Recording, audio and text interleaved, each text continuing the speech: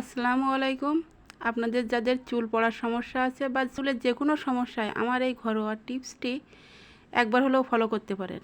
এখানে আমি একটা তেল তৈরি করব।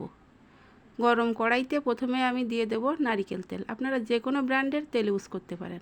আমার কাছে কিউটের এই তেলটা আছে, আমি এটা দিয়েই তেলটা তৈরি করব।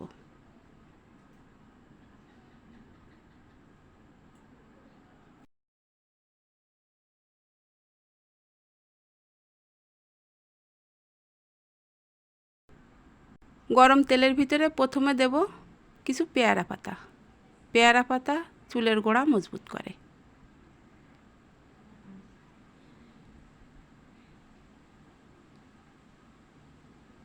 তারপরে দেব জবা ফুল।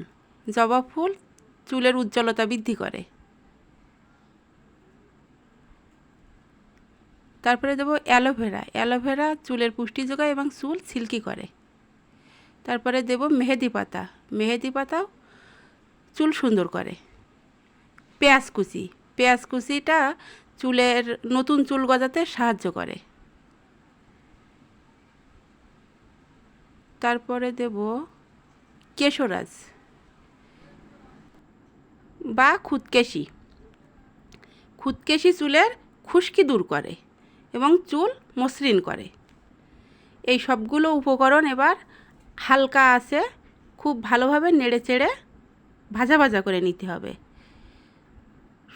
মাথায় রাখতে হবে চুলার আঁচটা যেন খুব লো আঁচে থাকে। তেলটা যখন ভাজা ভাজা হয়ে তেলটার কালার হালকা সবুজ বর্ণ ধারণ করবে তখন বুঝতে হবে তেলটা রেডি হয়ে গেছে। এই তেলটা আপনারা সপ্তাহে 3 দিন গোসলের 3 থেকে 4 ঘন্টা আগে চুলে ব্যবহার করবেন, করে শ্যাম্পু করে ফেলবেন। আর শ্যাম্পু করে অবশ্যই আপনারা কন্ডিশনার ইউজ করবেন। আর যারা কন্ডিশনার ইউজ করতে চান না সেক্ষেত্রে আপনারা 1 মগ পরিমাণ পানিতে একটি লেবুর রস মিশিয়ে সেটা আপনারা চুলে লাগাতে পারেন। কন্ডিশনারের কাজ করবে এবং প্রথম দিন থেকে আপনারা আমার এটার উপকার বুঝতে পারবেন। আমার এই টিপসটা যদি আপনাদের ভালো লাগে সবাই লাইক কমেন্ট শেয়ার করে পাশে থাকবেন। সবাইকে ধন্যবাদ।